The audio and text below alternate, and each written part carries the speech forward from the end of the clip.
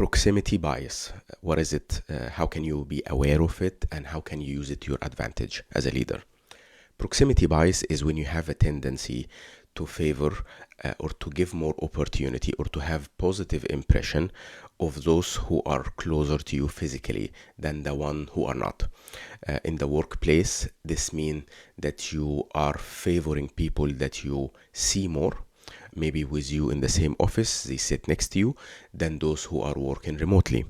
This is something that I first learned about was at Meta when we were during the performance cycle, where the HR was really stressing on this because we have almost half of the team working remotely, and they wanted to make sure that we are aware of this so we don't think of those who are working remotely less in terms of the performance and the contribution, especially if they are introverts and they are not vocal about their work. In your workplace, you're gonna find yourself naturally inclined towards this. Usually manifests itself in a form of, if you have a quick ask, you might tend to ask people around you in the office because it's a quick, and you don't give the same opportunity to the ones who are working remotely.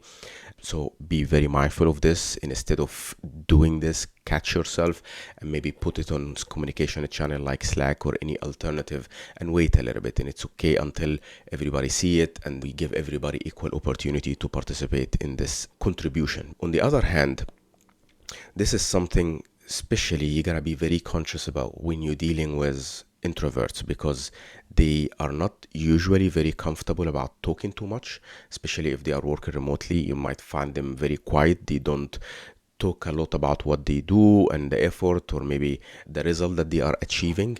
So you gotta do a bit extra when it's come to the introverts, and especially those who are working remotely. How can you do that?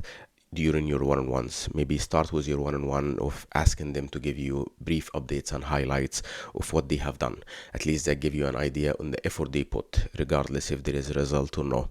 That's one. Second, try to encourage them to speak often, ask questions on the communication channels to their colleagues, and maybe also seek feedback from colleagues, and try to pay extra attention to the project that they deliver to make sure you balance out this. And if you have any concerns, be very vocal about it and speak with them.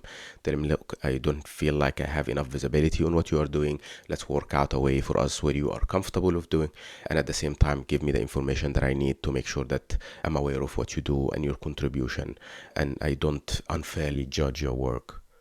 So that's one of the tips that maybe you should consider when it's come to dealing with introverts and even extroverted. It does work out with everybody, especially those who are not very vocal about what they do. It's just a normal bias. We all have our own bias. So why I'm saying this because everybody have it. People around you, your leaders, your colleagues, your peers, your executive leadership team, everybody that you work with have a version of it. Some are conscious about it, some are not. And you should take this into consideration and try not to put yourself in a position where tendency of proximity bias can impact you negatively. How can you do that? Being very vocal about what you do. In your one-on-ones with your manager, start with telling them a little bit on the key achievements, key highlights.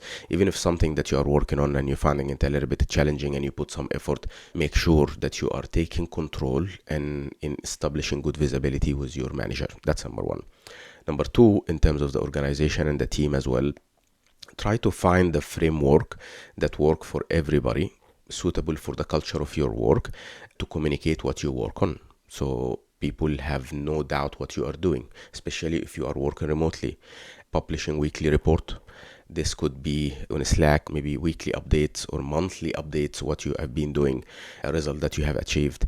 And it could be also just verbal updates, right, in the hands, in the team weekly updates, in the company updates. Take a slot and talk about what you guys have been doing, what your team have been on, what you personally have been trying to achieve.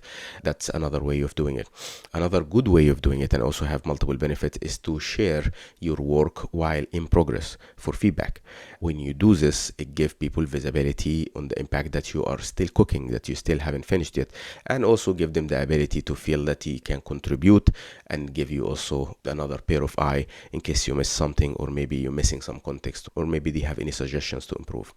To summarize, it's a human nature. You gotta deal with it. One, be very conscious about it as a leader. Two, use it to your advantage and make sure you are not negatively judged with it. If you are introverts, if you're working remotely, this is very critical to you. And also, when you share your successes and failures, I don't think people will think of you as a person who brags. Will think of you as a person who's just very vocal, very visible.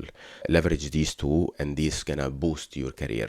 And make sure also as a leader you don't unfairly judge your team, and make sure that everybody is treated equally and judged equally in their performance based on what they do, not based on what they say they are working on.